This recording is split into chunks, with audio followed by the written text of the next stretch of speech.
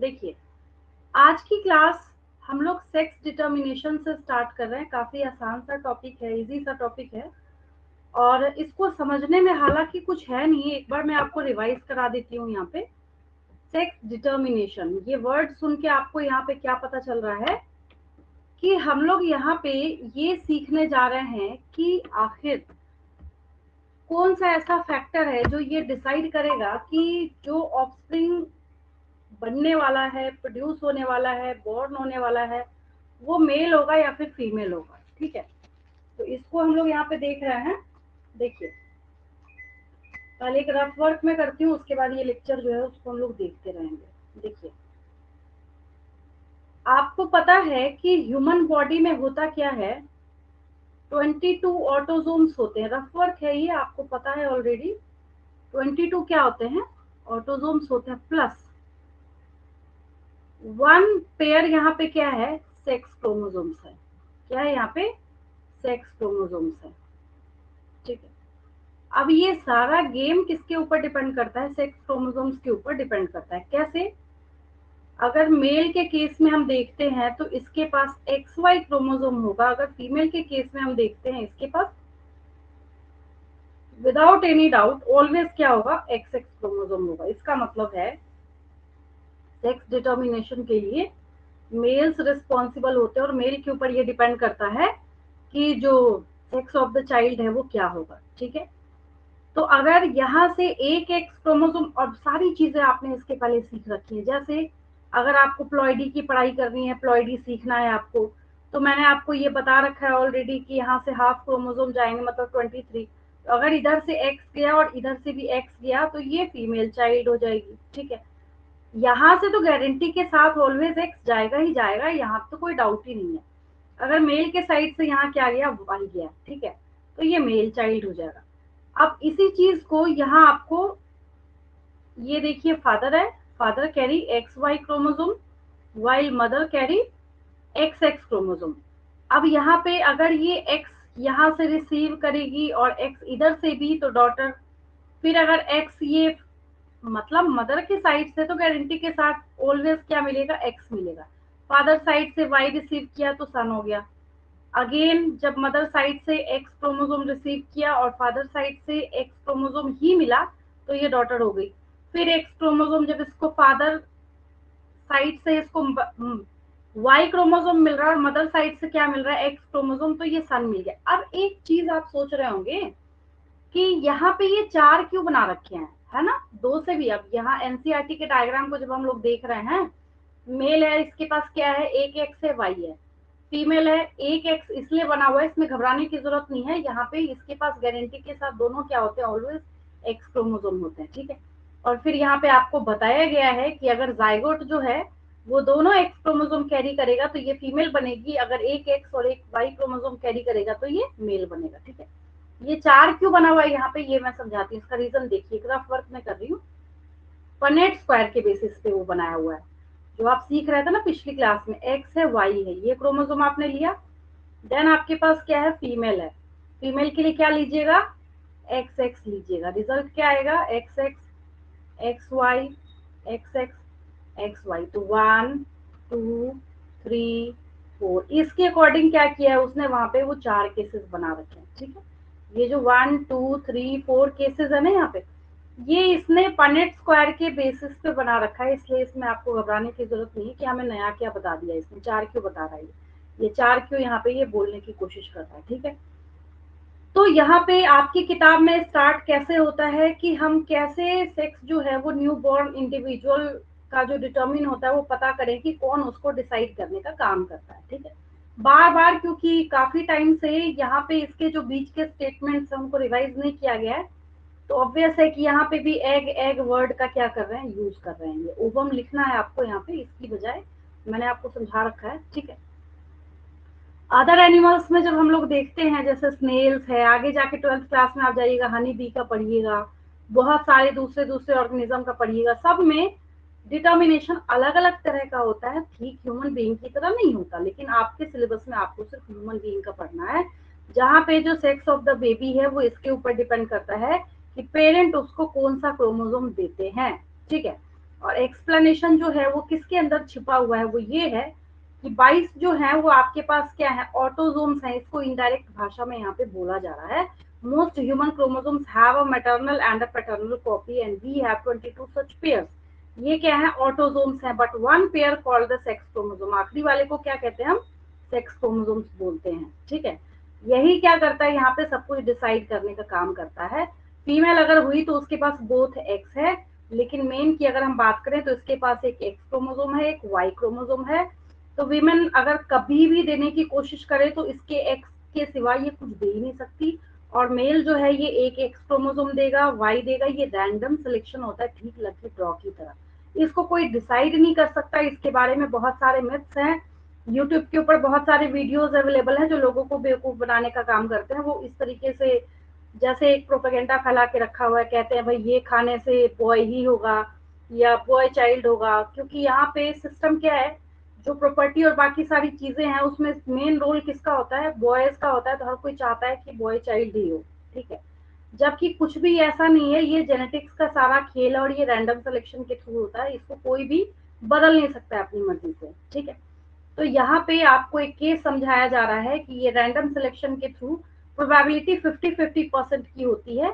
और जहाँ पे जो सेक्स ऑफ द चिल्ड्रन जो है वो ठीक कौन डिटरमिन करने का काम करता है, फादर करता है। आपको एग्जाम में इनडायरेक्ट वे में क्वेश्चन दिया जाता है कि ऐसा क्यों बोला जाता है कि sex determination is completely depend upon the father and not upon the mother. तो उसमें आपको इसको बना देना है, ठीक है। सेक्स डिटर्मिनेशन में कोई दिक्कत तो नहीं, क्लियर है बिल्कुल। आगे चलूं मैं, आसान सा बस यही टॉपिक है। बनाना है। अगर वैसे क्वेश्चन पूछे तो फिर से बोलिए, फिर से बोलिए। मैं आपने जो क्वेश्चन बोला उसका बस यही डायग्राम बना से हो जाएगा। हाँ देखिए, अगर 2 मार्क्स का हुआ तो डायग्राम बना के लिखने में, स्टेटमेंट लिखने में क्या है, ठीक है। जैसे मैं आपको रफ एज रफ वर्क में आपको लिख के बताती हूँ, आपको नोट करने की जरूरत नहीं है, ठीक है। क्योंकि आज हमारे पास टॉपिक्स बहुत ज्यादा हैं तो मैं रफ में लिख के दिखा रही हूँ। जैसे आपने लिखना स्टार्ट किया, यहाँ पे male carries 1 X chromosome and 1 Y chromosome, ठीक है, समझ रहे हैं आप, ठीक है। And as we know that when the offspring receives X chromosome from father and X chromosome from mother, the offspring will be female child। समझ गए, अब समझ आया। ये स्टेटमेंट है ना 2-3 पॉइंट का, ये आपको बना देना है, देख के उसके अकॉर्डिंग लिख देना है। अगर ओके। 2 मार्क्स का आया तो उतना भी लिखने की जरूरत नहीं है, एक ये डायग्राम और 2 लाइन का पॉइंट बस, ठीक है।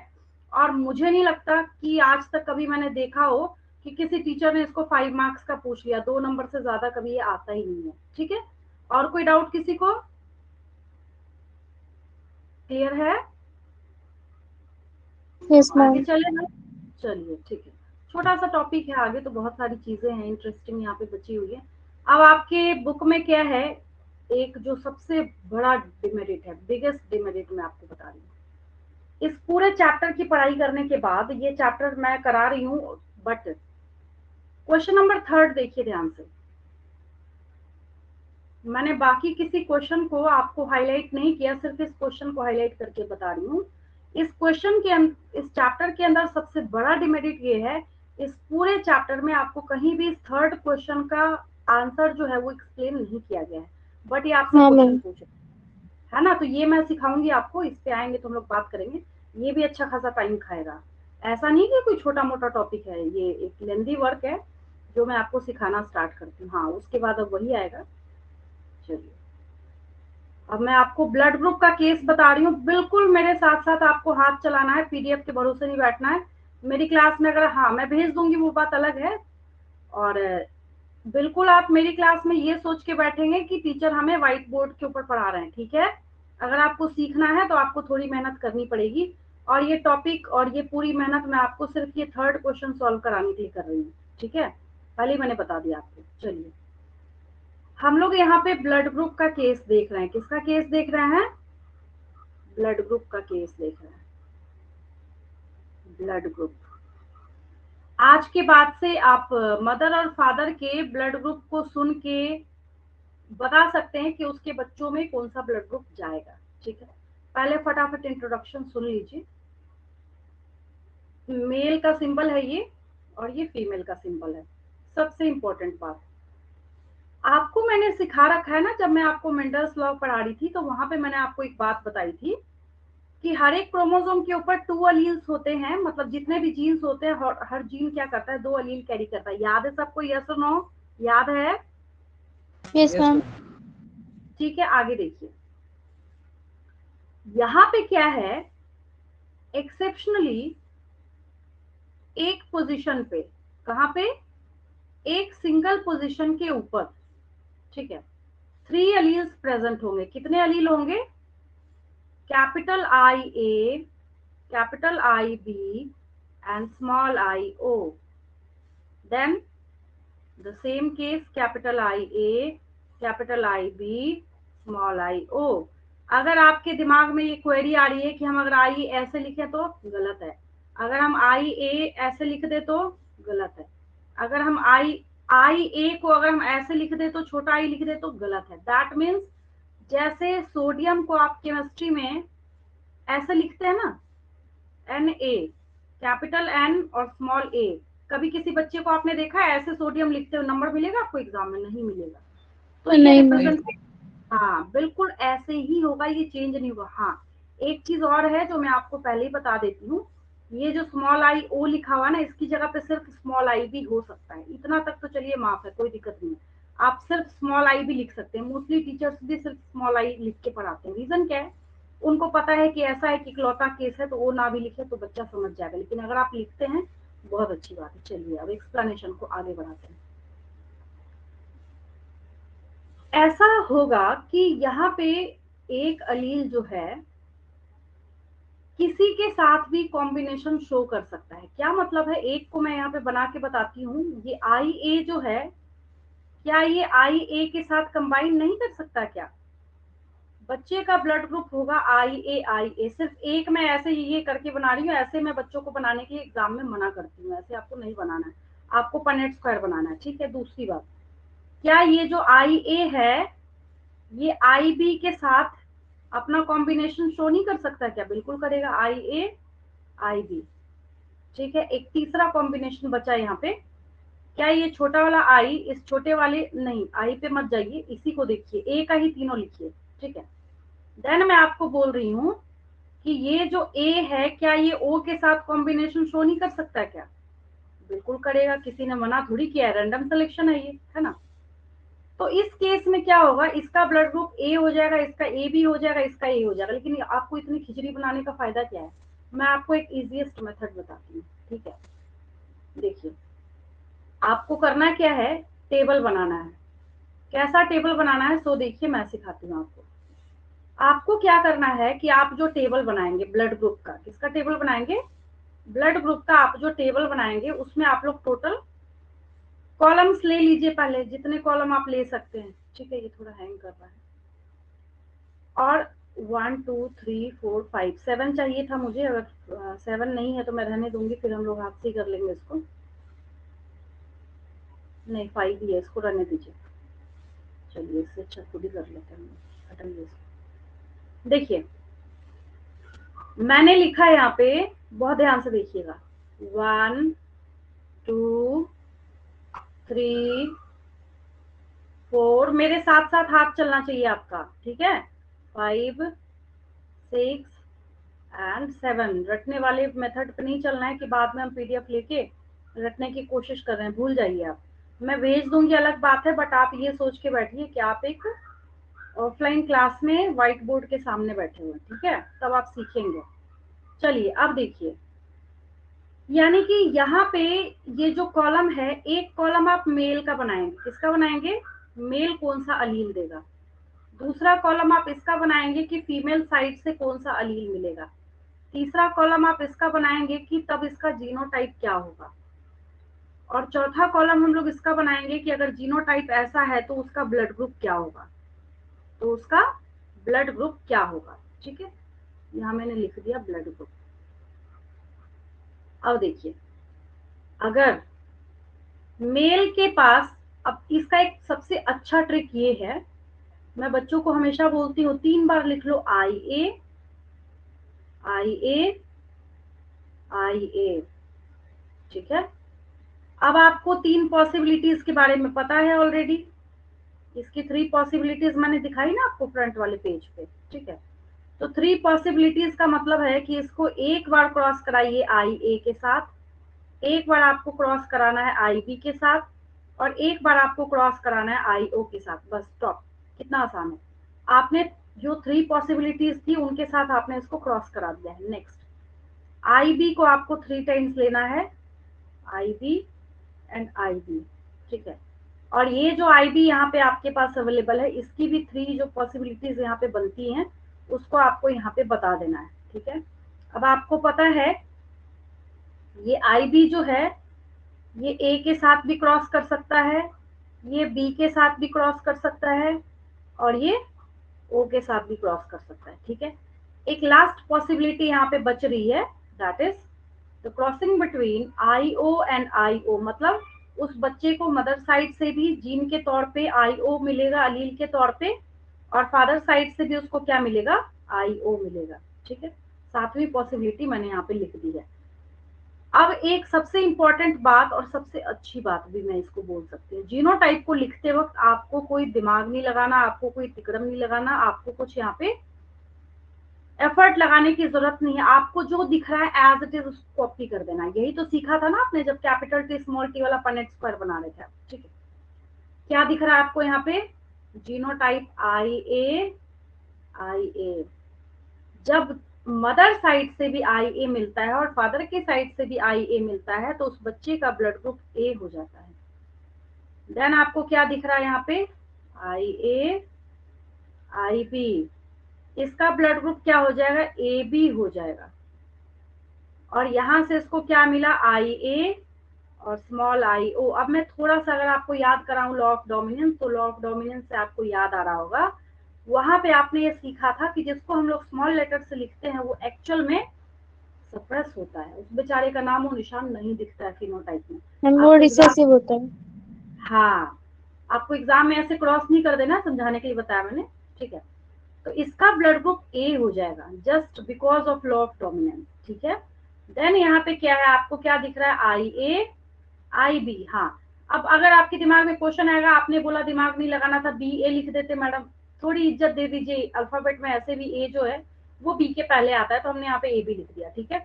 इसका ब्लड ग्रुप क्या हो जाएगा, ए बी हो जाएगा, ठीक है। देन इसका ब्लड ग्रुप क्या हो जाएगा, नेक्स्ट केस में दोनों ही इसको आई बी एलील, यस बी हो गया। कितना आसान हो गया है ना, कितना इजीएस्ट आपको गेम की तरह लग रहा होगा, बिल्कुल आसान मेथड से मैंने आपको बताया है। और इसका ब्लड ग्रुप भी क्या हो जाएगा, बी हो जाएगा, ठीक है। लास्ट पॉसिबिलिटी जो बची है, ये बेचारा अपने आप को सिर्फ इसी एक केस में रिप्रेजेंट कर सकता है, जब इस बंदे का हो जाएगा, ठीक है। अब आपने मेरे साथ साथ बना लिया है तो बहुत अच्छी बात है, नहीं बनाया है तो अच्छी बात ये है कि इसको बनाने में जिन बच्चों को याद होता है 1 मिनट का टाइम लगता है, बिना देखे बच्चा इसको 1 मिनट के अंदर बनाता है, ठीक है। अब चलिए उस क्वेश्चन को सॉल्व करते हैं जो आपकी किताब में दिया है। ये रहा वो केस जो बताना चाहिए था आपके बुक को, बट बताया नहीं उसने, ठीक है। लेकिन इसके ऊपर क्वेश्चन दिया है उसने, क्या क्वेश्चन दिया है, आप क्वेश्चन देखिए। क्वेश्चन ये है यहाँ पे, एक मैन है जिसका ब्लड ग्रुप ए है, a man with blood group A marries a woman with blood group O, ठीक है। वो ऐसी विमेन से मैरी कर रहा है जिसका ब्लड ग्रुप क्या है, ओ है। तो हम लोग इसको बनाते हैं फटाफट, ठीक है। काफी अच्छा केस है ये, अच्छा भी बोल सकते हैं, आसान भी बोल सकते हैं, जो बोलना है बोलिए। हम आसान हो गया तो कितना इजी हो गया, इजीएस्ट हो गया अब ये, है ना। हाँ मैम, हाँ हाँ, मैम। तो देखिए अब क्या है यहाँ पे, आप जब एग्जाम में लिख रहे होंगे सोल्यूशन वोल्यूशन अपना लिखते रहिएगा, बट गिवन एज जरूर लिखते हैं। मैं बच्चों को हमेशा नसीहत देती हूँ, रीजन क्या है, ये ना क्वेश्चन को क्रिस्टल क्लियर करने का काम करता है। तो आपको यहाँ पे जो दिया गया लिखिए, मैन यानी कि ऐसे मेल लिखिए ना शॉर्टकट में, ठीक है। ब्लड ग्रुप क्या है इसका, ए है, बट कैसा ए है नहीं बताया जा रहा है। ए 2 तरह का है, देखा आपने भाई, देखिए इसका ब्लड ग्रुप ए है तो ये होमोजाइगस है, और ये ब्लड ग्रुप ए है तो ये हेट्रोजाइगस है। अभी कहानी में ट्विस्ट बाकी है, ठीक है। देन क्या है यहाँ पे आपको बताया जा रहा है, जो मदर है, ठीक है, उसका ब्लड ग्रुप कहाँ, मदर कहाँ गई, a man with blood group A marries a women with blood group O, women का ब्लड ग्रुप क्या है यहाँ पे, ओ है, ठीक है, and their daughter has blood group O. अब लो मजे की बात ये है कि यहाँ पे ऑफस्प्रिंग का भी चाइल्ड लिख देती हो, डॉटर है कुछ भी है, क्या मतलब है, चाइल्ड तो है ना, इसका ब्लड ग्रुप क्या है, ओ है, ठीक है। Is this information enough to tell you which of the traits blood group A और O is dominant? Why और why not? ठीक है, अब ये सारी कहानी आपको ऑलरेडी पता है। अब हम लोग क्या करेंगे, इसके लिए पनेट स्क्वायर बना के देखेंगे, सही है तो बहुत अच्छी बात है, नहीं है तो फिर हम लोग इसको क्रिस्टल क्लियर करेंगे, ठीक है। अब पहले इसको बनाइए। बच्चे का जैसे ही ओ दे दिया गया, क्या दे दिया गया, ओ दे दिया गया, तो ओ देते के साथ एक सिनेरियो ये क्लियर हो जाती है कि अच्छा इसका मतलब है कि इसका जीनोटाइप ऐसा होगा, यस और नो, बताइए तो। Yes ma'am.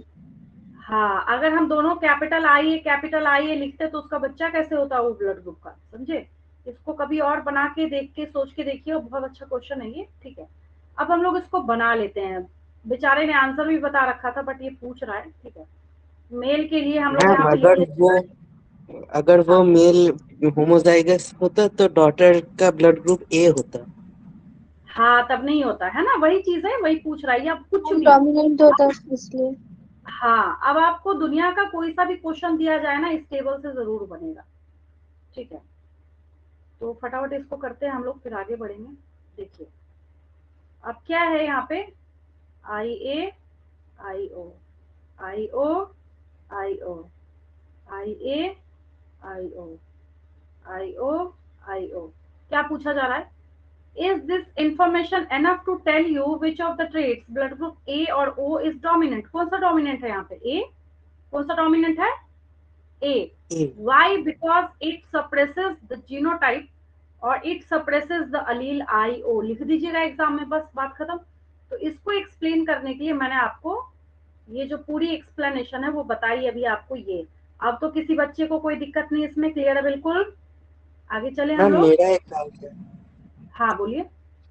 मैम मेरा डाउट है वो ब्लड ग्रुप पॉजिटिव और नेगेटिव कैसे होता है उसके ऊपर। देखिए पॉजिटिव नेगेटिव है ना, वो हम लोग आगे जाके 11th क्लास में मैं आपको पढ़ाऊंगी, वहां पे ना एक आर एच फैक्टर होता है।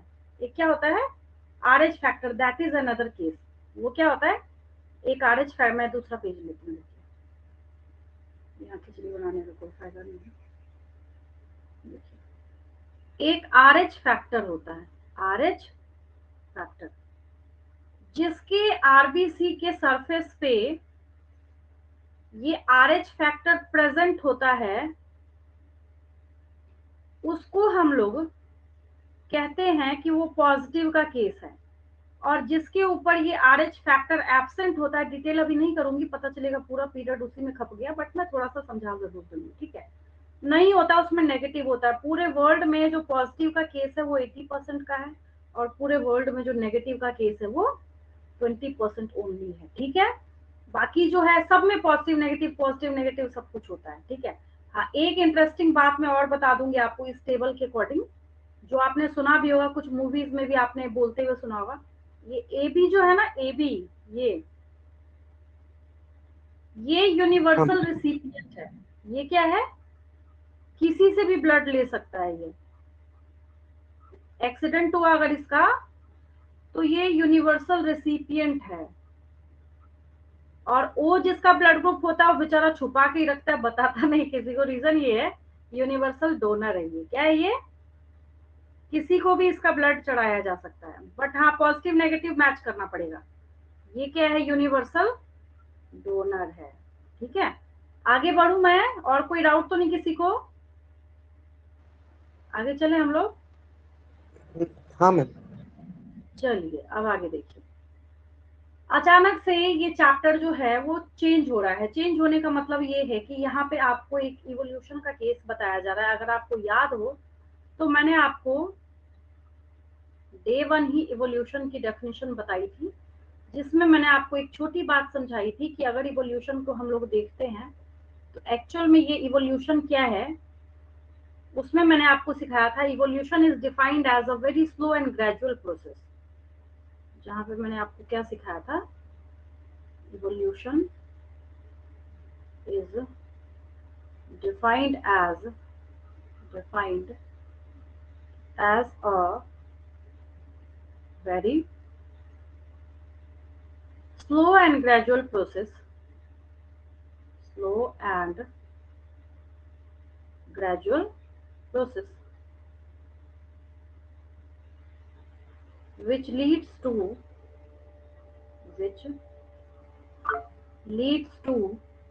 Ma'am advancement and modification. याद आया?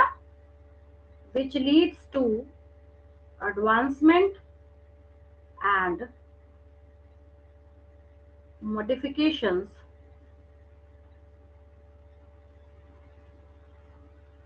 of living organism. फॉसिल की बात तो करेंगे नहीं, जो लिविंग होगा उसी में होगा ना, तो लिविंग ऑर्गेनिज्म, बस खत्म, फिनिश। ये मैंने आपको एक बार और बता रखा है। फटाफट चुपचाप इस केस को देखते जाइए, क्या है ये, सिर्फ आपको सुनना है, समझना है। इसके ऊपर ना तो कोई क्वेश्चन है ना कुछ है। ये क्या बताना चाह रहा है, कैसे कैसे वेरिएशन हो रहा है यहाँ पे, या फिर मेलानिज्म हो रहा है, जो भी है मैं आपको ये समझाती हूँ, ठीक है। यहाँ पे एक ग्रुप लिया गया है 12 रेड बीटल्स का। बीटल्स आप पहचानते हैं, ठीक है, देखा है आपने बीटल्स को। और यहाँ पे क्या है, ये कहाँ रह रही हैं, बुशेस विद ग्रीन लीव्स। अब रेड बीटल्स है और बैठ गई कहाँ पे, ग्रीन लीफ के ऊपर, तो वो इजिली अवेलेबल होंगी, मतलब इजिली दिखेंगी वहां पे, ठीक है। अब इनका जो पॉपुलेशन है वो सेक्सुअल रिप्रोडक्शन के द्वारा वहां पे ग्रो भी कर रहा है, ठीक है, और थोड़े बहुत ये वेरिएशन को भी शो करने का काम कर रहा है। वेरिएशन का रिजल्ट ये आया, अब यहाँ देखिए ध्यान से, इस बेचारी के पास इनके ऑफस्प्रिंग में से एक क्या है, ग्रीन बीटल हो गया, ठीक है। अब हुआ क्या कि जो क्रो है जो ऊपर से जा रहा है, उसको क्या होगा, रेड वाली बीटल्स दिखेगी तो उसको वो पिक करके खाता चला जाएगा, और जो ग्रीन वाली बीटल्स है, आप देखिए रिप्रोडक्शन के थ्रू उसका नंबर इंक्रीज हो गया। Some different situations that can develop in this beetle population. अच्छा, इसको पता है क्या बोलते हैं, ये जो यहाँ पे हुआ, आपने एक घटना का नाम सुना होगा। इस ग्रीन वाली बीटल जब ग्रीन बैकग्राउंड में है, तो जब कोई ऑर्गेनिज्म अपने कलर को बैकग्राउंड के कलर के अकॉर्डिंग कैमोफ्लेज बोलते हैं। खुद को बचाने की कोशिश करता है, वेरी गुड, उसको हम लोग क्या कहते हैं, कैमोफ्लेज। कैमोफ्लेज, हाँ, कैमोफ्लेज कहते हैं, ठीक है। तो ये कैमोफ्लेज करने की वजह से भी क्या हुआ, बच गया यहाँ पे, ठीक है। अब कह रहा है, in the first situation a colour variation arises during reproduction so that there is one beetle that is green in color instead of red. This beetle moreover can pass the color on its progeny, और जिसकी वजह से एक time ऐसा आया green वाले ही, अब ये कैसा सिनेरियो चेंज हुआ, मतलब रातों रात कहानी क्या हो गई, यहाँ पे बदल गई, ठीक है। ऐसा ही एक केस मैं आपको 12th क्लास में बताऊंगी, जिसको हम लोग इंडस्ट्रियल मेलानिज्म बोलते हैं। आज के डे में आप लोग, मैं बस एक इमेज दिखाऊंगी आपको और मैं कुछ नहीं करूंगी। टाइम वैसे भी जब कुछ ज्यादा कराने की सोचो ना तो टाइम जल्दी जल्दी भागता है। बस मैं आपको सिर्फ एक मौत जो है उसको शो करूंगी, क्योंकि आपने अपने घरों में देखा होगा इसको। देखिए, मैं डार्क मौत लिख रही हूँ, डार्क मौत, ये देखिए, इसको आपने देखा होगा। देखिए, मोस्टली क्या होता है, घरों में सफाई करते वक्त ट्यूबलाइट के पास या इधर उधर जगह जगह पे आपने इस मौत को देखा होगा। देखा है आपने? Yes ma'am. देखा है? देखिए, बस एक छोटी सी कहानी सुनिए। पहले क्या था ना, शुरुआती टाइम में ये डार्क वाली जो मौत है ना, इनका नंबर उतना नहीं था, क्योंकि तब पॉल्यूशन क्या था, कम था। और पहले क्या था, ये लाइट वाली जो मौत है ना, ये लाइट कलर, दो तरह के ये होते हैं, दो ही तरह के होते हैं, दो कलर के, एक लाइट कलर में आता है और एक डार्क कलर में आता है। तो ये कौन सा है, लाइट मौत है, ये कौन सा है, लाइट मौत है, और ये डार्क मौत है, ठीक है। तो जो ऊपर से कोई बर्ड जाती थी, तो जहाँ पे पोल्यूशन कम होता है, आपने 9th क्लास में पढ़ा होगा, जहाँ पे पोल्यूशन कम होता है वहां पे लाइकेन का ग्रोथ बहुत अच्छा होता है, पढ़ा है आपने? तो ट्री वगैरह के ऊपर लाइकेन की कवरिंग होने की वजह से उस ट्री के बार्क का कलर कैसा होता था, लाइट होता था। तो उसके ऊपर अगर ये लाइट मॉथ बैठी होती थी तो दिखती नहीं थी। तो जब पोल्यूशन बहुत कम था तो लाइट मॉथ का नंबर ज्यादा था, लेकिन मैंने आपको शुरू में ही बता दिया, आज के डे में आपको सिर्फ ऐसी मॉथ दिखती हैं। तो कल को जाके कभी अगर ट्यूबलाइट के पास दिखे तो आप ये बात समझ जाइएगा, ये आपको ये रिप्रेजेंट करने की और बताने की कोशिश कर रही है कि पोल्यूशन इतना ज्यादा हुआ कि वहां से सारे लाइकेंस जो है वो फिनिश हो गए, और उनके फिनिश होने की वजह से लाइट कलर्ड मॉथ तो बर्ड को इजिली दिखेगी, तो वो खत्म होती चली गई, और जिसकी वजह से डार्क विंग्ड मॉथ जो है वो आज के डे में आपको ज्यादा दिखते हैं। ये सेम यही केस है जो आपने यहाँ पे बीटल का केस देखा है, ठीक है। छोटा सा केस है ये, कोई वैसी बात नहीं है। आगे हम लोग चलिए एक नेक्स्ट एग्जांपल देखते हैं, इसी का मिलता जुलता है।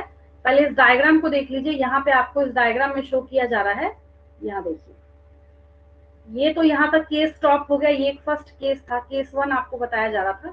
केस 2 में यहाँ पे देखिए क्या दिख रहा है, रेड वाली है, इसका पॉपुलेशन ज्यादा है, ज्यादा है, ज्यादा है। एक एलिफेंट आया और उसमें से एलिफेंट फूड की वजह से कुछ रेड वाले पॉपुलेशन को कुचलता हुआ वहां से निकल गया, ठीक है। तो यहाँ पे किसने अपने नंबर को इंक्रीज कर दिया, ग्रीन बीटल्स ने अपने नंबर को इंक्रीज कर दिया।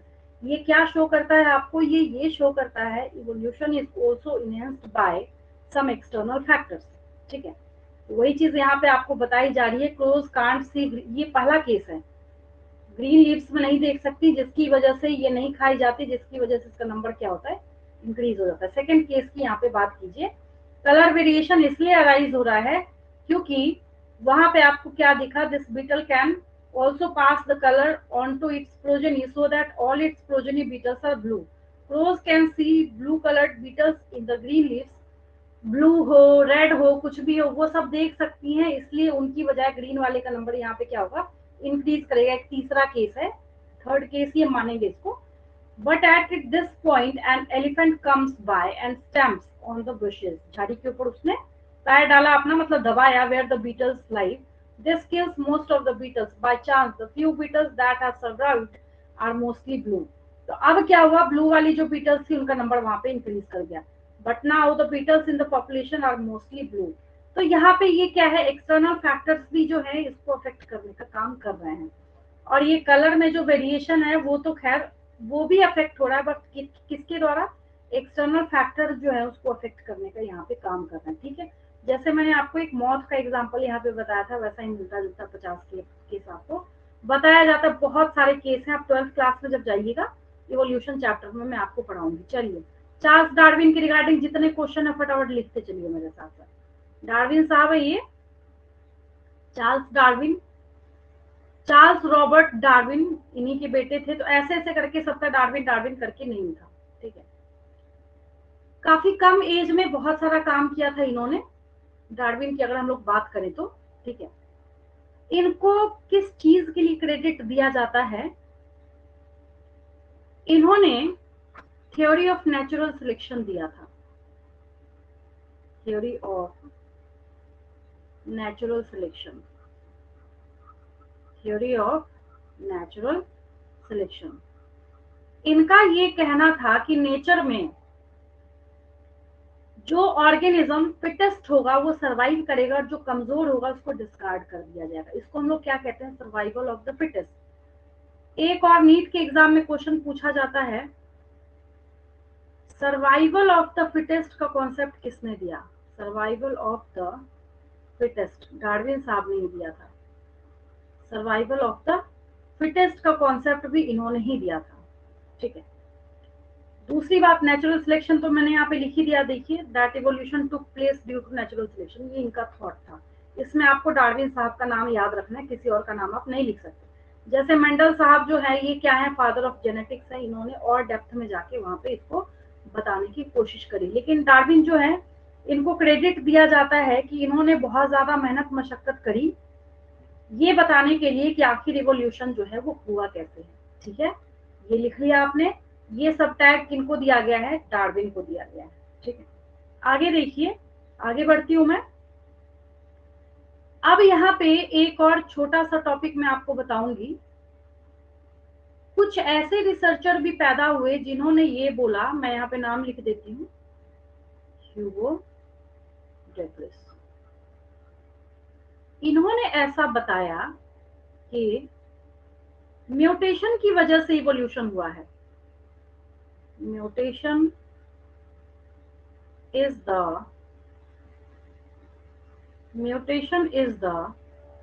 main driving force of evolution। मतलब इसी की वजह से इवोल्यूशन हुआ है, ये किनका कहना था, डेब्रिस साहब का कहना था। नेचुरल सिलेक्शन की वजह से हुआ, ये किसका कहना था, डार्विन साहब का। और म्यूटेशन की वजह से हुआ है, ये किसने बोला था? ह्यूगो डेविस ने। सबका अलग अलग थॉट आएगा, याद रखना है आपको। तो mutation is the main driving force of evolution, ये किसने बताया था? ह्यूगो डेविस ने।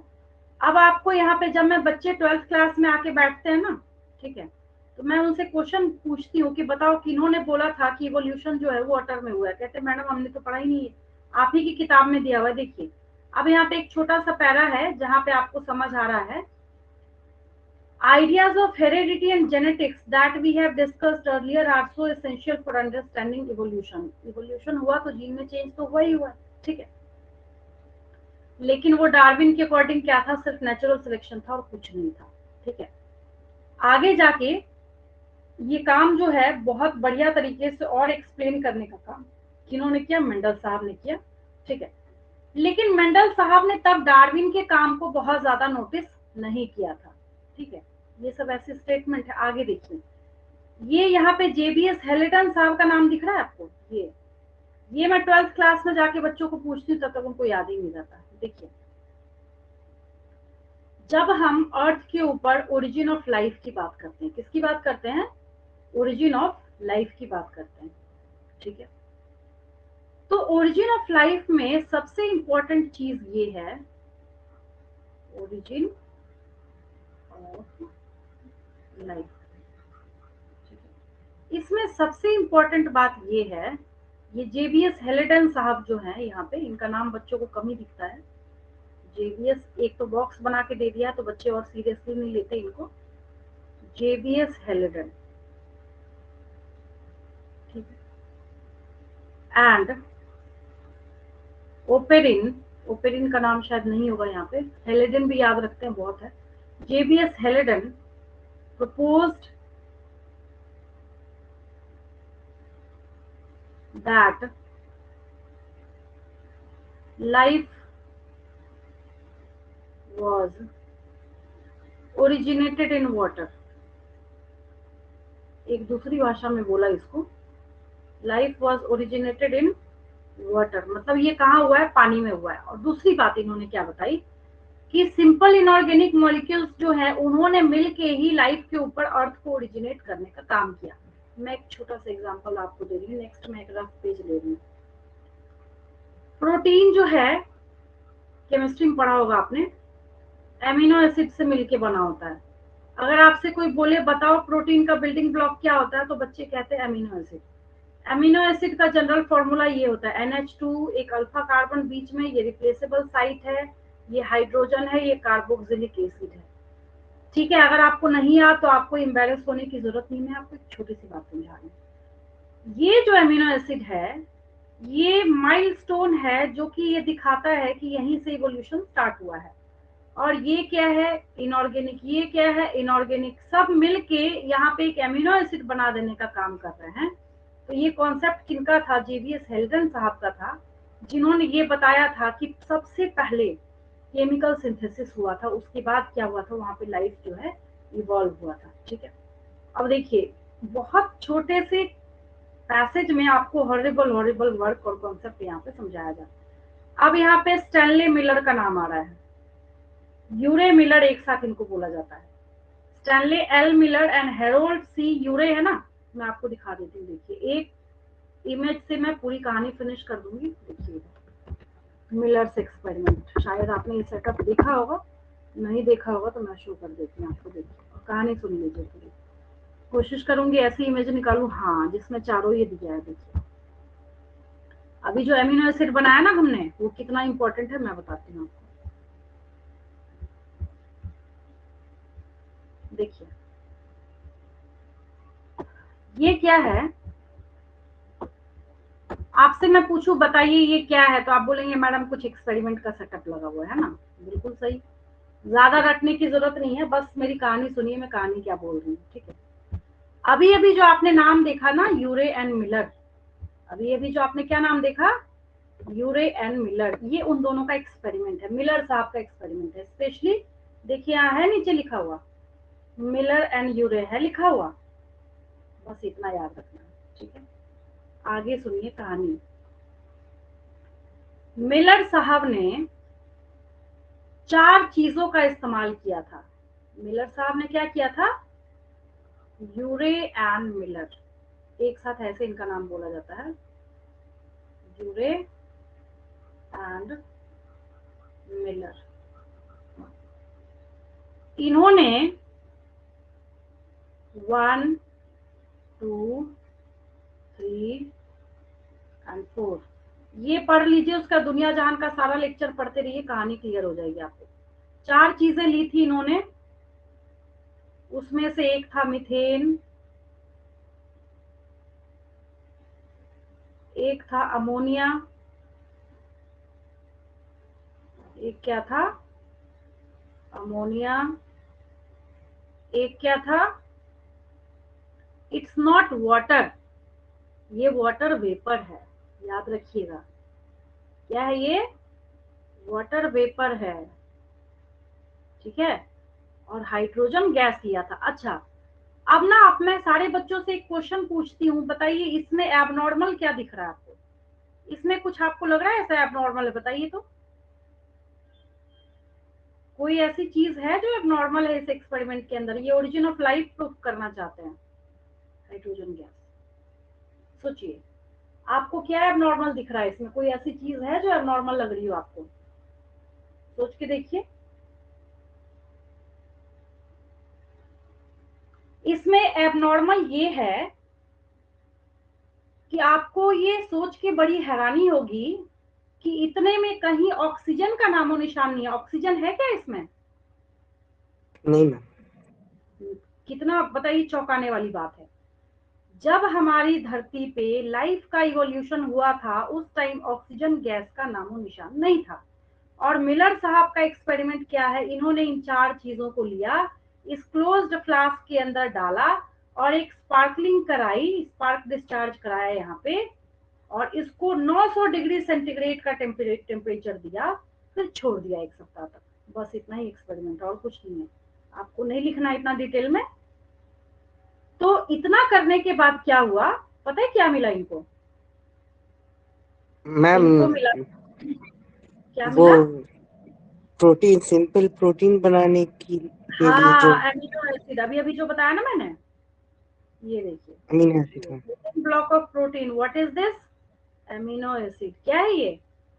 Amino acid. अमीनो क्या है एसिड, ये? Yes, building block of protein. Protein. कितना सिंप्लीफाई हो गया चैप्टर आपके लिए, है ना, एक क्वेश्चन अब मिस नहीं होगा कहीं से। ये अमीनो एसिड मिल गया इनको, तो बोले अच्छा सारे फसाद की जड़ यही है, अब मुझे समझ आ गया। अब देखिए, अब पढ़ते रहिए। This add molecule like ammonia, methane, आपने देख लिया सब, बट नो ऑक्सीजन, ऑक्सीजन नहीं था, लिख दिया इन्होंने, ठीक है। This was maintained at a temperature just below 100 degrees centigrade and sparks were passed through the mixture of gases to simulate lightning. At the end of a week, 1 सप्ताह तक छोड़ दिया, 15% of the carbon from methane had been converted to simple compounds of carbon including आ गया amino acid which make up protein molecules, so can life arise afresh on earth even now। ठीक है, अब crystal clear है सबको, बहुत साधारण तरीके से आपने बहुत बड़े बड़े कॉन्सेप्ट जो है वो सीख लिया आज की क्लास में। अब मैं आगे बढ़ रही हूँ यहाँ से। आप ना ऐसे बच्चों को जाके पूछिएगा, क्वेश्चन बताओ जेबीएस हेलिडन ने क्या बोला था, बच्चा बोलेगा कमाल है, हमने तो देखा ही नहीं नाम चैप्टर में। मिलर एक्सपेरिमेंट क्या था पूछिएगा, बच्चा बोलेगा हमने तो देखा ही नहीं नाम, जबकि ये सारी चीजें आप ही की किताब ने आपको पढ़ाने के लिए दे रखी है और यहाँ से एग्जाम में क्वेश्चन पूछे जाते हैं। ठीक है, चलिए आगे चल रहे हैं हम लोग। एक बहुत इंटरेस्टिंग सा टॉपिक है, that is speciation, SPECIATION। पहले मैं डेफिनेशन लिख दूं। एक चीज और है, अगर मैं इससे क्वेश्चन पूछूं तो फटाफट क्वेश्चन को आपको दिमाग में रखना है, ठीक है। देखिए, जैसे अगर मैं 10 क्वेश्चन फटाफट आज की क्लास से अभी तक मैंने जितना पढ़ाया है उतने से ही पूछ लूं आपसे, किन्होंने ये स्टेटमेंट दिया था, who proposed that mutation is the main cause of evolution? Answer क्या होगा, क्या होगा आंसर? Charles Darwin. नहीं, ह्यूगो डेविस, ठीक है। देन अगर मैं आपसे पूछूं theory of natural selection, Charles Darwin. Survival of the fittest concept, Charles Darwin. Charles Darwin. हाँ, एक एक्सपेरिमेंट के थ्रू अमीनो एसिड किन्होंने फॉर्म किया था? Urey and Miller. Urey and Miller साहब ने किस मोस्ट इंपॉर्टेंट फैक्टर का इस्तेमाल नहीं किया था अपने एक्सपेरिमेंट में? ऑक्सीजन का यूज नहीं किया। हाँ, वेरी गुड। क्या क्या लिया था इन्होंने? तो मीथेन लिया था, अमोनिया लिया था, वाटर वेपर लिया था, हाइड्रोजन गैस लिया था। ठीक है, ये सारी चीजें इन्होंने ली थी। ठीक है, अब चलिए आगे बढ़ते हैं। तो ऐसे छोटे छोटे क्वेश्चंस हैं जो कॉन्सेप्ट बेस्ड हैं, आप लोग कर सकते हैं, घबराने की जरूरत नहीं है। अब देखिए, कॉन्सेप्ट है यहाँ पे स्पेसिएशन। ठीक है, डेफिनेशन में पहले लिख दो छोटा सा। हिंदी में अगर मैं बोलूं, एक नई स्पीशीज का बनना स्पेसिएशन कहलाता है। एक न्यू स्पीशीज बन गई तो उस घटना को हम क्या कहते हैं? स्पेसिएशन कहते हैं। ठीक है, लेकिन वो कहाँ से बनता है? जो ऑर्गेनिज्म इस अर्थ पे सरवाइव कर रहा है, फ्रॉम प्री एग्जिस्टिंग स्पीशीज। ऐसा नहीं है कि कोई एलियन आया उड़ता फिरता धरती पे गिर गया और उसने इवोल्यूशन कर दिया, नहीं। तो हम लोग उसको ऐसे लिखते हैं, origin of new species, origin of new species from pre-existing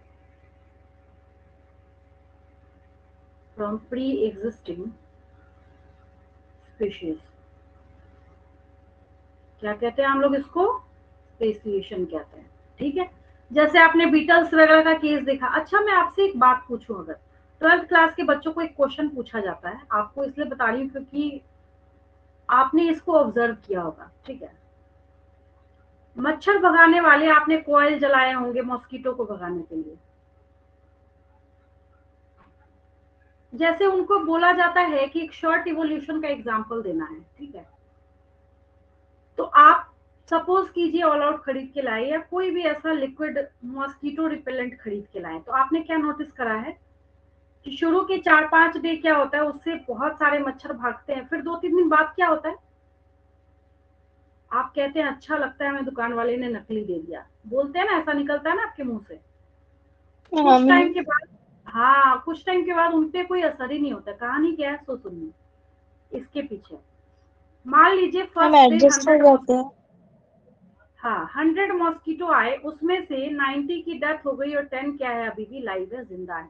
ठीक, अब ये जो 10 यहाँ पे जिंदा है ना, इसका मतलब है कि ये रेसिस्टेंट जीन कैरी कर रहे हैं। यस और नो? क्या कर रहा है ये? रेसिस्टेंट जीन कैरी कर रहा है। कह रहा है भाई तुम कुछ भी चलाओ, मेरे ऊपर कोई फर्क नहीं पड़ेगा। और ये 10 जो अब नेक्स्ट डे 100 को प्रोड्यूस करके भेजेगा, अब उनके ऊपर आपके मॉस्किटो रिपेलेंट का कोई भी फर्क नहीं पड़ेगा। तो ये एक शॉर्ट इवोल्यूशन का एग्जांपल है। किसका एग्जांपल है? शॉर्ट इवोल्यूशन का एग्जांपल है। जैसे अभी भी आपने, ये सबसे आसान एग्जांपल है, इससे मैंने आपको बताया। जैसे अभी आपने बीटल वाला केस सीखा, तो वो क्या था? वो भी एक एग्जांपल था शॉर्ट इवोल्यूशन का। ठीक है, आगे देखिए। जैसे यहाँ पे आपसे पूछा जा रहा है, what would happen if the bushes the beetles fed on are spread widely over a mountain range? The beetle population becomes very large as a result, but individual beetles feed mostly on a few nearby bushes throughout their lifetime. ठीक है, they do not travel far. Beetles की क्या खासियत है? बहुत धीरे धीरे चलते हैं। ये है ना beetles, ये देखिए। ऐसे तो आपने देखा है, बट इसमें भी बना, मार्कर में भी एक जगह बना हुआ, मैं दिखाती हूँ। ये जो है, आप सब्जी वब्जी खरीद के लाते हैं तो आपको ये बीटल्स दिखती है ना, ये वाली, देखा है ना आपने? ये बीटल्स है ना? इनको बीटल्स कहते हैं। बहुत धीरे धीरे, बहुत धीरे धीरे, बहुत धीरे धीरे चलती हैं।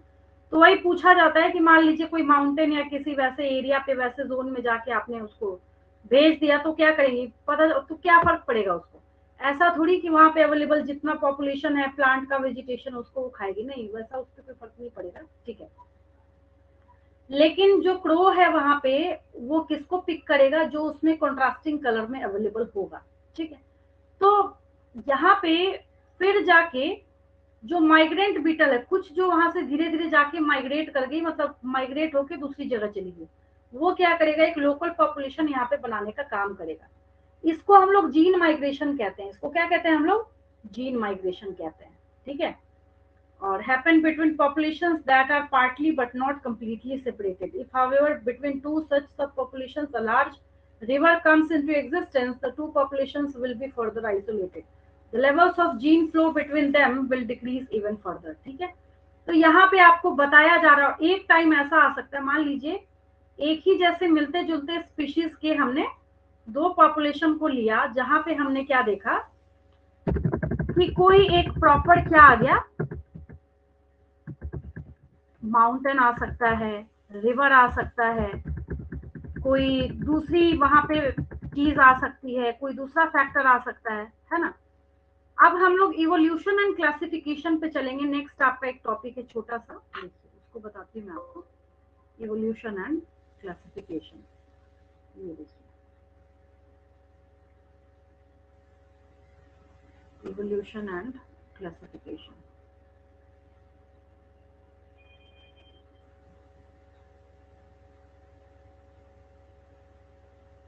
अब ये ना इनडायरेक्ट वे में क्वेश्चन छिपे हुए हैं इसके अंदर, आपको बताया नहीं जा रहा। देखिए, बोला जा रहा है इवोल्यूशन एंड क्लासिफिकेशन, बट यहाँ पे क्या बोल दिया इसने, इवोल्यूशनरी रिलेशनशिप।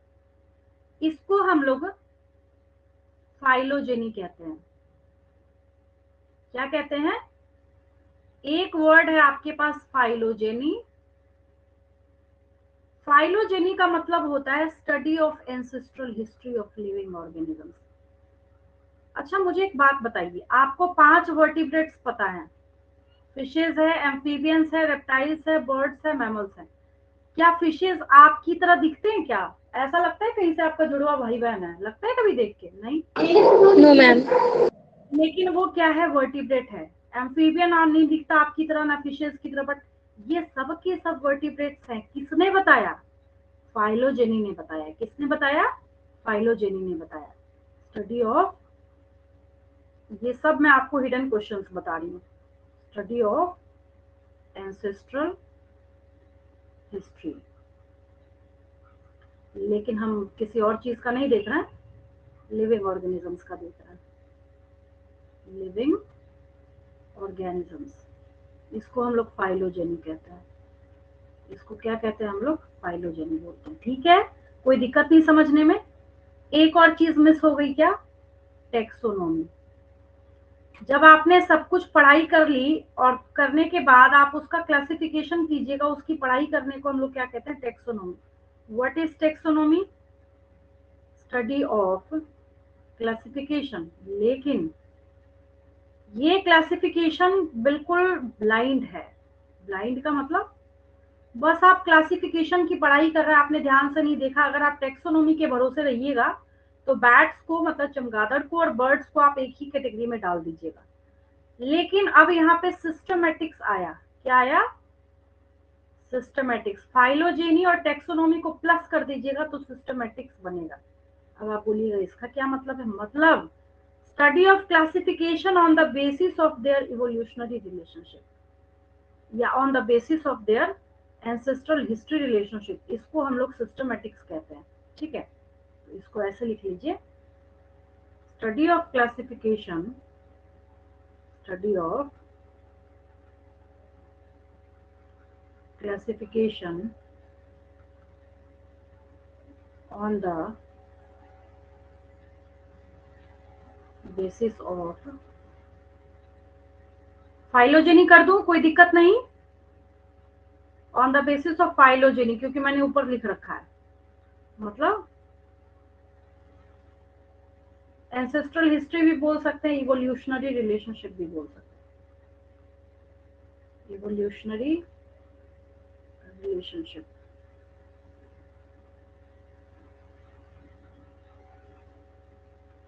हो गया ये?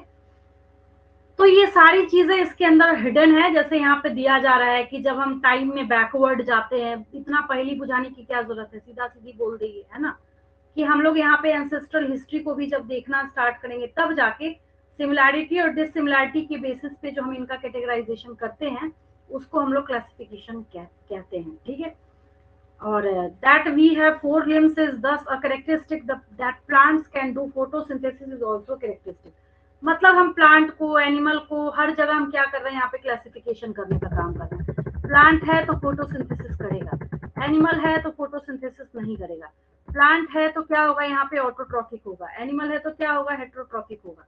तो ये सारे फीचर्स को जब हम यहाँ पे ऑब्जर्व करना स्टार्ट करते हैं और सबको हम किसके अंदर काउंट करते हैं, अपने स्टडी के अंदर जब काउंट करना स्टार्ट करते हैं तो ये सब क्या है, क्राइटेरिया ऑफ क्लासिफिकेशन के अंदर गिना जाता है। किसके अंदर?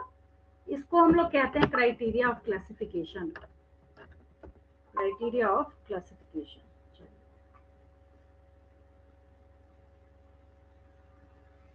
आगे देखिए, अभी यहां से लेके जितना लेक्चर लिखा हुआ है सब कुछ आप उसके अंदर पढ़ सकते हैं, जो रिटन है यहाँ पे मैं आपको बता देती हूँ। देखिए, जैसे as for example,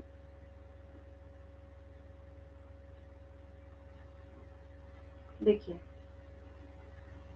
species is in fact a reflection of, इसको मैं मिड में करती हूँ ताकि मुझे लिखने में बने यहाँ पे, ठीक है। ये किसका रिफ्लेक्शन है? उनके एंसेस्ट्रल हिस्ट्री का रिफ्लेक्शन है यहाँ पे, ठीक है। तो इसको हम लोग क्या कहते हैं?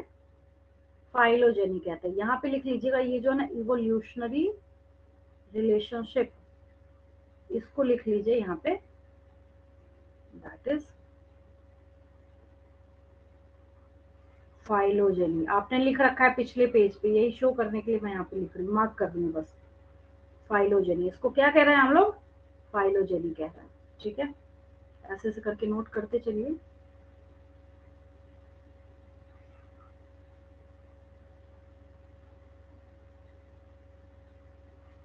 चलिए आगे देखिए, और हम लोग जब किसी चीज को कैटेगराइज करते हैं तो हम उसके बीच में देखेंगे कि कहाँ वो डिफर कर रहा है और कहाँ उसके बीच में सिमिलैरिटीज है। जैसे आपने प्रोकैरियोटिक और यूकैरियोटिक ऑर्गेनिज्म को डिफरेंशिएट किया था, याद है आपको, छठी क्लास में, 7वीं क्लास में, 8वीं क्लास में, हर जगह, ठीक है। वो भी क्या है? क्लासिफिकेशन है। आपने ये देखा था, जिस ऑर्गेनिज्म के पास एक सेल होगा उसको हम यूनिसेलुलर कहते हैं, जिसके पास एक से ज्यादा सेल होंगे उसको मल्टीसेलुलर कहते हैं। ये भी क्या है? एक टाइप का क्लासिफिकेशन है, ठीक है। अगर वो फोटोसिंथेसिस करता है तो ऑटोट्रॉफिक होगा, और वो फोटोसिंथेसिस नहीं करता है तो हेटरोट्रॉफिक होगा, ठीक है।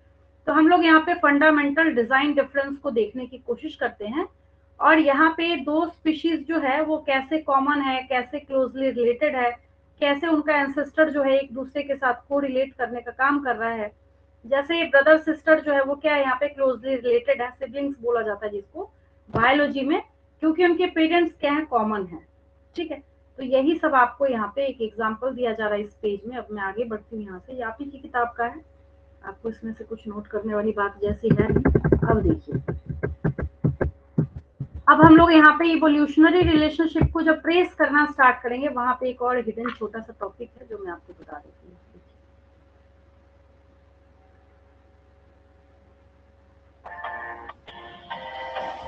देखिए,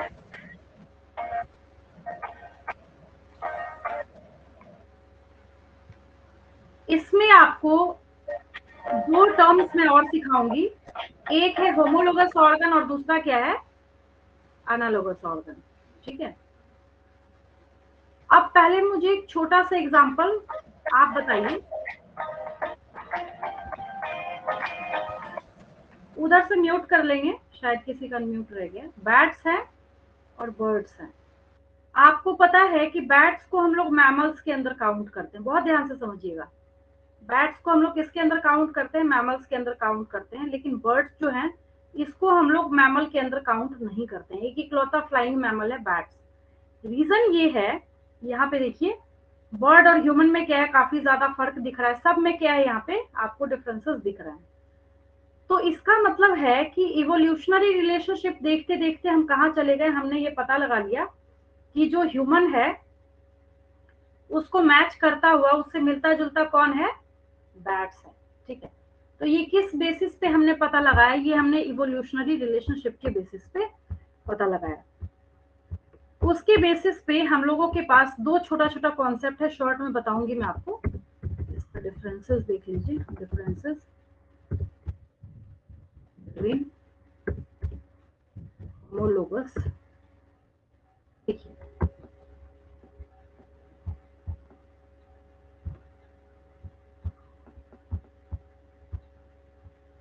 जो ऑर्गेनिजम्स एक जगह की ओरिजिन को शो करते हैं लेकिन उनका फंक्शन क्या करता है? डिफर करता है। पहले तो शॉर्ट में याद कीजिए, ठीक है। उनको हम लोग होमोलोगस ऑर्गन्स बोलते हैं। क्या कहते हैं हम लोग उसको? होमोलोगस ऑर्गन्स बोलते हैं। ठीक है, शॉर्ट में बस आपको समझ आना चाहिए, अगर समझ नहीं आए तो मुझे टोक दीजिएगा बीच में, क्योंकि मुझे बस मार्क्स चाहिए, और इतना अच्छा समझने के बाद ऐसा हो नहीं सकता कि आपके फुल मार्क्स ना आए। तो देखिए यहाँ पे उनके एंसेस्टर सेम थे, पूर्वज सेम थे, एम्ब्रियोनिक ओरिजिन सेम था, लेकिन काम अलग अलग है। यहाँ पे उनके फंडामेंटल स्ट्रक्चर अलग है, ओरिजिन अलग है, लेकिन काम एक जैसा है। तो ये फर्क है किसके बीच में, होमोलोगस ऑर्गन और अनालोगस ऑर्गन के बीच में। ठीक है, तो ये आपने सीखा होमोलोगस और अनालोगस। तो इसके लिए आपको यहाँ पे क्या बताया जा रहा है, एक इंट्रोडक्शन के तौर पे बताया जा रहा है कि कैसे ये इनहेरिटेड हुए हैं। उनके कॉमन एंसेस्टर को जब हम लोग देखना स्टार्ट करते हैं तब हमें पता चलता है कि वो कितने ज्यादा मॉडिफाइड हो गए हैं। ठीक है, कि उन्होंने क्या किया है, और होमोलोगस ऑर्गन्स जो हैं बाद में जाके अपने अंदर इवोल्यूशन करते करते करते करते करते करते ऐसे बन जाते हैं कि वो अपने स्ट्रक्चर्स को कंप्लीटली क्या करते हैं, वहां पे डिफर करने का काम करते हैं। ठीक है, चलिए आगे बढ़ते हैं हम लोग, फॉसिल्स पे चलते हैं।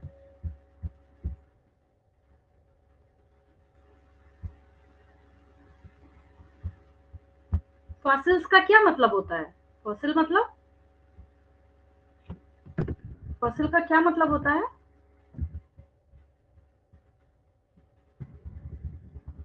मैम बोलिए। फॉसिल का मतलब होता है, मैम हाँ हाँ मैम बोलिए। आप ही बोलिए, मैं भूल गया हूँ, ठीक से बोल नहीं पाऊंगा। अच्छा देखिए, फॉसिल का साफ सीधा सा ये मतलब है कि वो, पहली बात फर्स्ट थिंग यहाँ पे ये है कि करंट या लाइफ फॉर्म में अगर आप किसी स्पीशीज को देखना चाह रहे हैं तो उससे तो वो बिल्कुल भी रिलेटेड नहीं है। और दूसरा मतलब ये है कि फॉसिल जो है वो इंप्रेशन के थ्रू भी अपने आप को रिप्रेजेंट कर सकता है। किसके थ्रू रिप्रेजेंट कर सकता है? फॉसिल जो है इंप्रेशन के थ्रू भी अपने आप को रिप्रेजेंट कर सकता है। ठीक है, जैसे आपने आपकी किताब में एक जगह नाम लिखा हुआ आर्कियोप्टेरिक्स का, कहीं पे आर्कियोप्टेरिक्स जो है वो कनेक्टिंग लिंक था किसके किसके बीच का? Archaeopteryx was referred as connecting link between reptiles and birds. मैं यहाँ पे लिख देती हूँ, देखिए एक क्वेश्चन है, स्पेलिंग है AR, इसको मैं नीचे करती हूँ क्योंकि ऊपर तो मैं फॉसिल की डेफिनेशन लिखूंगी। आर्कियोप्टेरिक्स यहाँ कर देती हूँ, आर्कियोप्टेरिक्स, आर्कियोप्टेरिक्स। ठीक है, आर्कियोप्टेरिक्स क्या है? कनेक्टिंग लिंक बिटवीन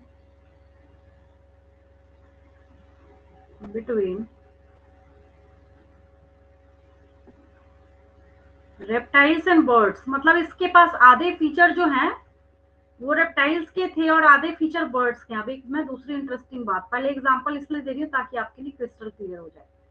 आज के डे में आप एक भी आर्कियोप्टेरिक्स कहीं से जिंदा पकड़ के लाके नहीं दिखा सकते, ना शो कर सकते, ना आप ढूंढ सकते हैं। रीजन क्या है ही नहीं।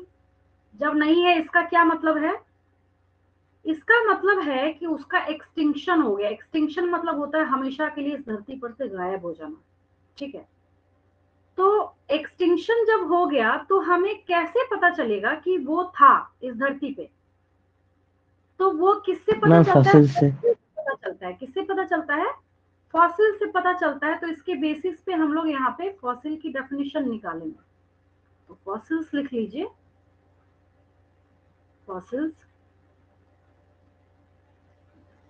फॉसिल्स आर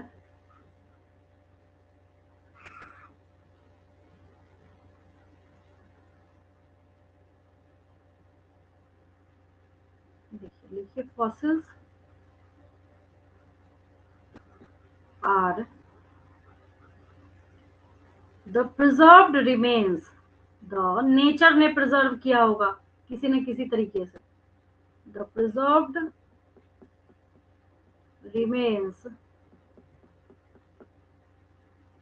और traces of remains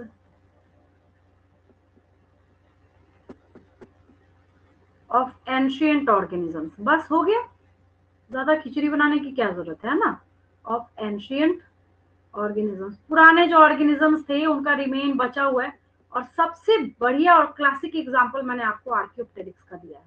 ठीक है, थोड़ा हैंग कर रहा है, आप लिख लीजिए ऑफ एंशियंट ऑर्गेनिजम्स, आ गई, ठीक हो गया। ये एग्जांपल है इसका, है ना, इसको ऐसे कर लीजिए, यहाँ पे एग्जांपल है ये आर्कियोप्टेरिक्स का, मैंने आपको यहाँ पे एग्जांपल दिया। ठीक है, साफ साफ अब देखिए यहाँ पे इतनी बात बनाई गई है आपको समझाने के लिए कि छोटे बच्चे हैं ये इस तरीके से समझ जाएंगे। ठीक है, यहाँ पे आर नो लॉन्गर अलाइव, अभी जिंदा नहीं है, नहीं मिलेंगे कहीं से भी। ठीक है, जब कोई ऑर्गेनिज्म डाई करता है, उसकी डेथ हो जाती है, तो अगर वो कंप्लीटली डिकम्पोज नहीं हो पाता, अगर डिकम्पोज हो गया तब तो बॉडी लॉस्ट हो जाएगी, लेकिन बेचारा अगर कंप्लीटली डिकम्पोज नहीं कर पाएगा तो उस केस में क्या होगा, उसका कुछ ना कुछ रिमेन, मतलब बचा खुचा पार्ट प्रिजर्व जरूर होगा, जो कि फॉसिल कहलाता है। ठीक है, for example it will not decompose quickly and the mud will eventually harden and retain the impression of the body parts of insect. अगर हम एक छोटे से कीड़े का एग्जाम्पल लेते हैं, all such preserve traces of living organisms are called fossils.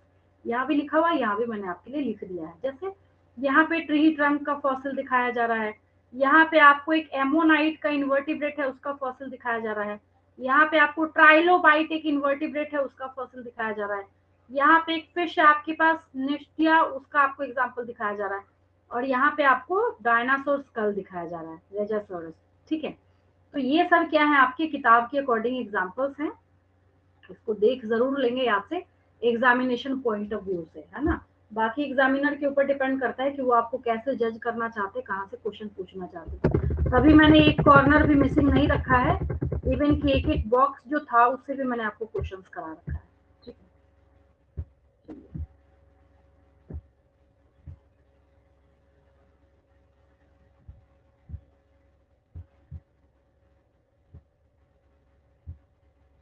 अब देखिए इस बॉक्स में आपको क्या बताने की कोशिश करी जा रही है, सो मैं बताती हूँ आपको। एक आपके बुक में इमेज है जहाँ पे आपको क्या बताया जा रहा है कि फॉसिल्स जो हैं वो लेयर बाय लेयर कैसे प्रिजर्व होने का या सेव होने का काम करते हैं। देखिए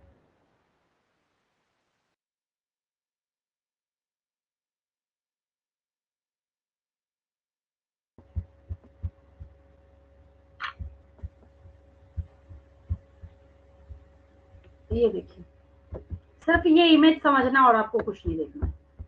अब होता ऐसा है, कभी पता नहीं आपने देखा या नहीं देखा है, मैंने तो देखा है, कई बार आपने नोटिस किया होगा कि कहीं पे एक आपने ऐसा मडी एरिया देखा जहाँ पे हमेशा कीचड़ पानी रहता है। ठीक है, कुछ टाइम के बाद क्या होता है, वो ना ड्राई स्पेस में कन्वर्ट हो जाता है। रीजन ये है कि उसके ऊपर सॉइल का लेयर जाते जाते जाते जाते जाते जाते वो क्या होता है, भर जाता है पूरा। ठीक है, एग्जैक्टली उसी तरीके से यहाँ भी आपको एक छोटा सा एग्जाम दिया जा रहा है, जहाँ पे आपको बताया जा रहा है कि कैसे जो सारे ऑर्गेनिज्म हैं वो यहाँ पे इवॉल्व होने का काम कर रहे हैं। जैसे यहाँ एक एग्जाम्पल के थ्रू आपको समझाया जा रहा है। देखिए, अगर आप 100 मिलियन ईयर्स अगो जाते हैं, कहाँ जाते हैं, 100 मिलियन ईयर्स पहले, तो वहां पे आपने देखा कि सैंड के अंदर कुछ चीजें देखिए यहाँ पे दबी हुई है। ये जो कर्सर जैसे जैसे मूव कर रहा है देखते जाइए, काफी लेंथी चैप्टर है, मैं तो अपनी तरफ से कोशिश कर ही रही हूँ फिनिश करने की, इसलिए इसको ध्यान से देखते जाइए जैसे जैसे मैं बता रही हूँ। तो मिलियंस ईयर्स में क्या हुआ, ये यहाँ पे दब गया, फिर क्या हुआ, इसके ऊपर सपोज कीजिए यहाँ पे क्या आया, कुछ डायनासोर्स वगैरह आए इस तरीके से, फिर क्या हुआ, इसके ऊपर हॉर्स लाइक क्रीचर आया, क्या आया, फिर ये भी डेड हो गया, फिर इसके ऊपर ऐसे घास फूस और बहुत सारी चीजें आ गई। क्या मतलब है, अगर आप खुदाई करेंगे तो ऊपर वाले हिस्से में आपको ये मिलेगा, तो कार्बन डेटिंग के मेथड से आप ये भी पता लगा सकते हैं कि अच्छा ये जो ऑर्गेनिज्म था उसकी एज कितनी है, उसका फॉसिल मिला है, कितना ओल्डर है। ठीक है, तो जैसे जैसे हम गहराई की तरफ बढ़ते जाते हैं वैसे वैसे हमें और पुराने और ओल्डर ऑर्गेनिजम्स जो हैं वो मिलते जाते हैं। किसकी वजह से, तो इवोल्यूशन जो है वो लेयर बाय लेयर बनता है, इसको हम लोग स्ट्रैटिफिकेशन भी कहते हैं। क्या कहते हैं इसको हम लोग, आपने सुना भी होगा, इसको हम लोग क्या कहते हैं, स्ट्रैटिफिकेशन भी कहते हैं। अब इवोल्यूशन बाय स्टेजेस देख लीजिए, इसको मैं इवोल्यूशनरी स्टेजेस के अकॉर्डिंग बताती हूँ। यहाँ पे एक टॉपिक है आपके पास, या एक एविडेंस का नाम है जिसको हम एम्ब्रियोलॉजिकल एविडेंस कहते हैं। क्या कहते हैं? एम्ब्रियोलॉजिकल एविडेंस कहते हैं। या फिर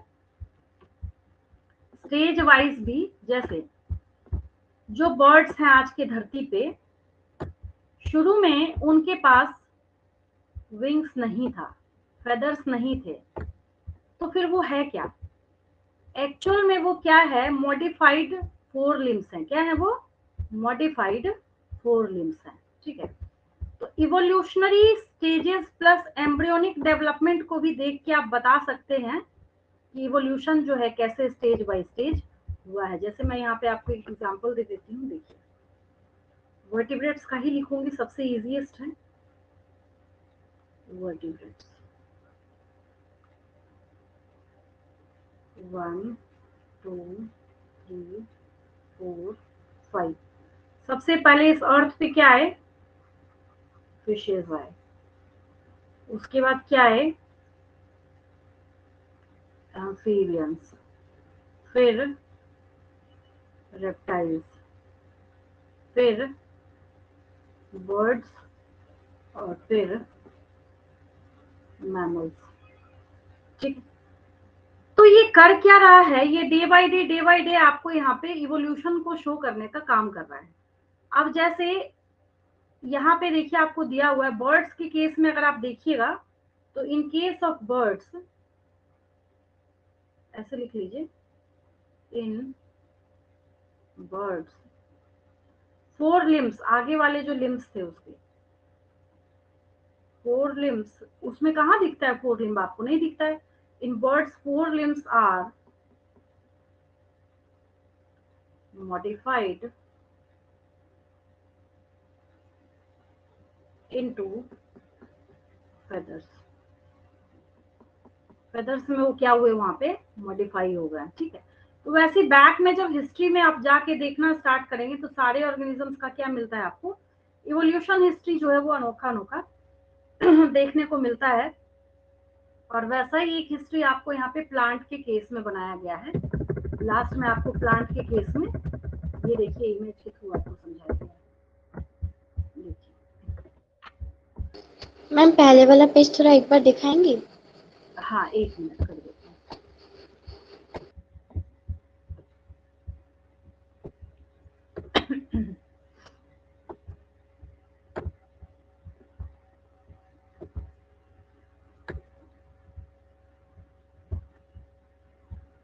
आपने नोटिस करा होगा, मैंने जो आपको फाइलोजेनी वगैरह समझाया है वो हर जगह आपको यहाँ भी देखने को मिलेगा। मैं शो कर रही हूँ आपको। देखिए, जो इवोल्यूशनरी रिलेशनशिप बार बार लिखा जा रहा है ना, दैट इज फाइलोजेनी। किसके बारे में दिखाया जा रहा है आपको? फाइलोजेनी। थोड़ा ब्लर हो गया बट आपकी किताब में है तो आपको टेंशन लेने की जरूरत नहीं है। ये लीजिए प्रीवियस पेज, उसके बाद में ये एक्सप्लेन कर देती हूँ। ठीक है,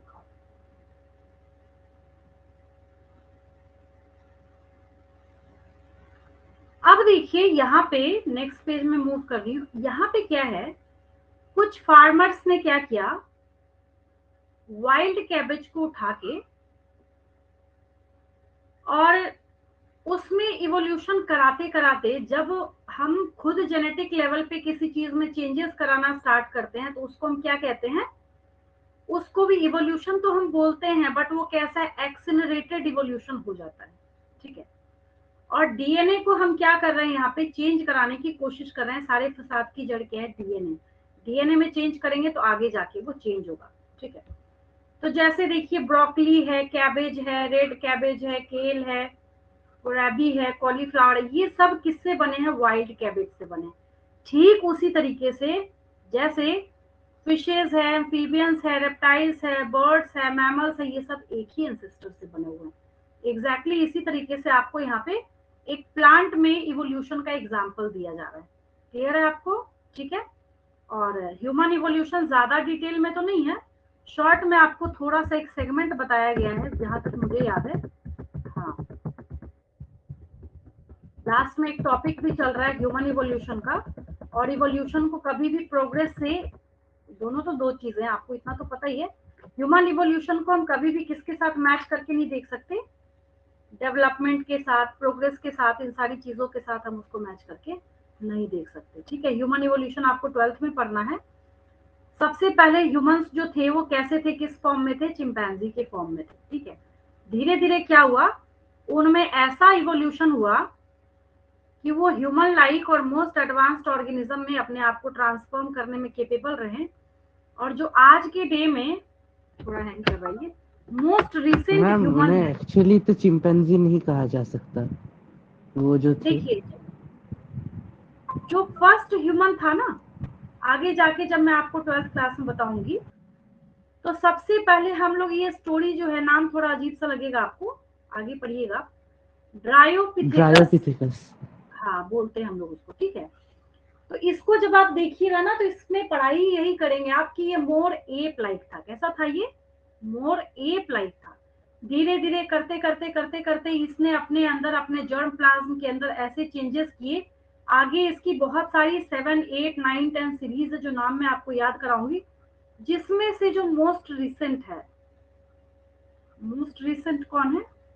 आप लोग हैं, जिसका नाम क्या है? होमो सेपियंस सेपियंस।